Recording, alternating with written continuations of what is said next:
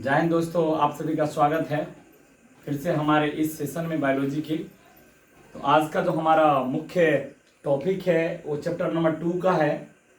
Chapter number 2 का पहला topic मैंने किया था और ये दूसरा टॉपिक है जिसका नाम है पराग कोश का संरचना। क्या पढ़ेंगे हम लोग?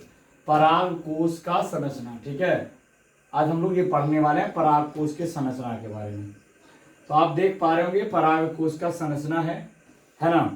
इसमें जो है आपको जो है 4 सेक्शन देखने को मिलेगा, है ना। और ये पराग कोश जो होता है वो अपने चारों तरफ से जो है एक 4 लेयर की जो है आपको भित्ति से घिरी होती है, जिसमें सबसे पहला लेयर का नाम है एपिडर्मिस, और उसके बाद दूसरा जो लेयर है इंडोडर्मिस, और जो तीसरा लेयर है उसको मिडिल लेयर बोलते हैं, और जो सबसे अंदर वाला लेयर है उसको टेपिटम बोला जाता है। ठीक है, और ये जो संरचना आपको दिखाई दे रहा है, ये टोटल संरचना, इसको लघु बीजाणु धानी बोलते हैं, ये वाले को। और इसके अंदर जो कोशिका उसको लघु बीजाणु मात्र कोशिका बोलते हैं। क्या बोलते हैं? लघु बीजाणु मात्र कोशिका बोला जाता है। ठीक है, ये जो आपको कोशिका है इसको बोलते हैं लघु बीजाणु मात्र कोशिका, जो द्विगुणित है, जो द्विगुणित होता है और ये बनाता है बीजाणु। क्या बनाता है? ये बनाता है बीजाणु। बीजाणु जो है ना, ये एन होता है, अगुणित होता है। ठीक है, ध्यान रखेंगे आप लोग। और ये बीच वाला जो आपको संरचना दिख रहा है इसको कनेक्टिव बोलते हैं, इसको क्या बोलते हैं? संयोजक। क्या बोलते हैं? संयोजक। तो अगर आपसे परीक्षा में पूछ दे पराग कोश का संरचना तो आपको ये बना देनी है। ठीक है, तो देखिए क्या कह रहा है कि पराग कोश 4 परतों वाली भित्ति से घिरी संरचना होती है, यानी पराग कोश जो है वो 4 परतों से घिरा होता है। ठीक है, जो पहला परत होता है, जो पहला जो परत है इसको वाह्य त्वचा बोलते हैं, या अंग्रेजी में एपिडर्मिस बोलते हैं। ठीक है, तो यह जो है यह पराग कोश का सबसे बाहरी परत है। जो एपिडर्मिस है ये पराग कोश का सबसे बाहरी, ये वाला जो आप दिख रहे हैं ना, ये वाला लेयर, ये वाला जो मैं ब्लू कलर से दिखाया हूं, ये एपिडर्मिस है, सबसे बाहर वाला लेयर है। ठीक है, सबसे बाहरी परत है। इसका काम है कि पराग कोश को सुरक्षा प्रदान करना। ये क्या करता है? इसका मुख्य कार्य है सुरक्षा प्रदान करना। क्या काम है? ये पराग कोश को क्या करता है? सुरक्षा प्रदान करता है। दूसरा लेयर का नाम है इंडोअस्थीसियम। क्या बोलते हैं? इंडोअस्थीसियम। हिंदी में बोलते हैं अंतःस्थीसियम। क्या बोलते हैं? अंतःस्थीसियम। तो यह परत बाह्य परत के भीतर उपस्थित होता है। ये जो बाहरी वाला परत है इसके अंदर में जो परत होता है उसको हम बोलते हैं इंडोअस्थीसियम। ठीक है, तो यह जो परत है वो बाह्य परत के भीतर उपस्थित होता है, जो प्राय एक स्तरीय होता है। कितना स्तर का होता है?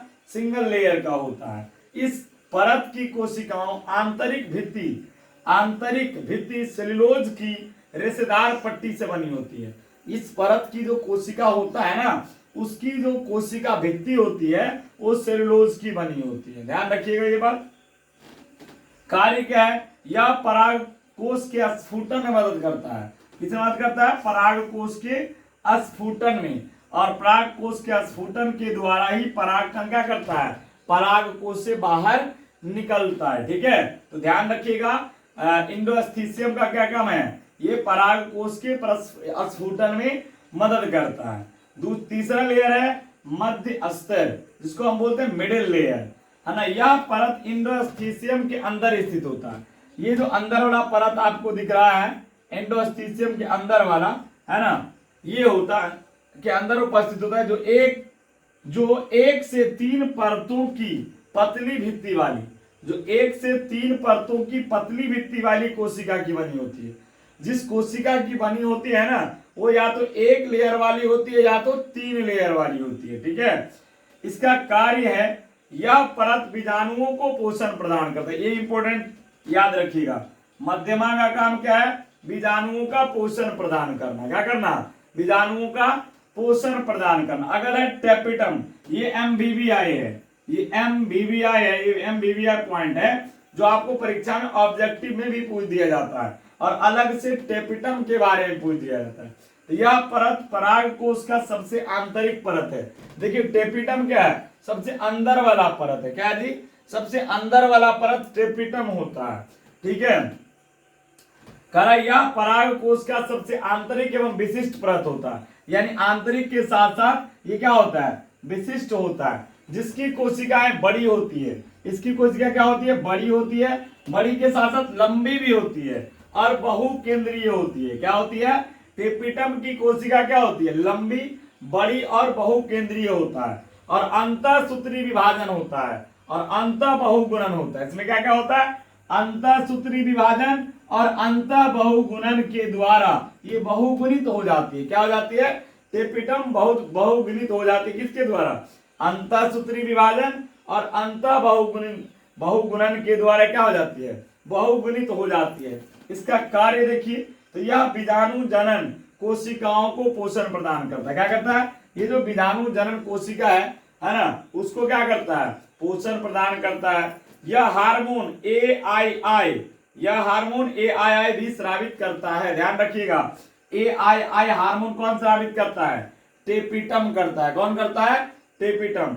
यह यूबिस कणों का स्रावित, याद रखिएगा, यूबिस कणों का स्राव कौन करती है, टेपिटम। कौन करती है, टेपिटम की कोशिका यूबिस कणों का स्राव करती है, जिससे स्पोरोपोलेनिन, याद रखिएगा, स्पोरोपोलेनिन किस कण के द्वारा बना होता है, यूबिस कण। ये कौन बनाता है, टेपिटम की कोशिका, है ना, यूबिस कण का निर्माण करती है ना। स्पोरोपोलेनिन का, यूबिस कण किसका निर्माण करती है, स्पोरोपोलेनिन, है ना, का निर्माण करती है, जो पराग कण के बाहरी भित्ति का निर्माण करता है। याद रखिएगा, पराग कण का बाहरी भित्ति किससे बना होता है, पराग कण का बाहरी भित्ति स्पोरोपोलेनिन का बना होता है। और यह स्पोरोपोलेनिन एक ऐसा रासायनिक पदार्थ है जिसका जैविक अपघटन नहीं होता है।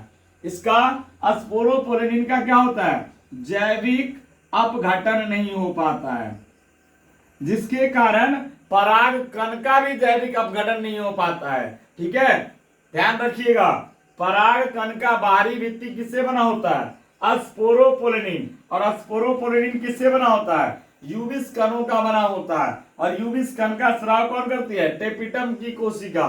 तो आपका जो आज का क्लास था पराग कोश का संरचना, वो आपको कंप्लीट हो गया होगा। पराग कोश का संरचना क्या हो गया होगा, कंप्लीट हो गया होगा। पराग कोश, पराग कोश में तालब स होता है, मूर्धन स, पराग कोश का संरचना। ठीक है, ध्यान रखेंगे आप लोग। ठीक है, तो ये आपको लगभग आपको जो है 5 नंबर वाले क्वेश्चन में आता है और यहाँ से ऑब्जेक्टिव भी खूब बनते हैं। तो अगर आपको ये मेरा सेशन अच्छा लगा हो तो इस सेशन को जो नए होंगे उसको लाइक करेंगे, सब्सक्राइब करेंगे और आगे शेयर भी कर देंगे। और हम अगले वीडियो में फिर अगले मिलेंगे, है ना, आगे दिन मिलेंगे और नए टॉपिक के साथ। तो अभी के लिए जय हिंद, जय भारत।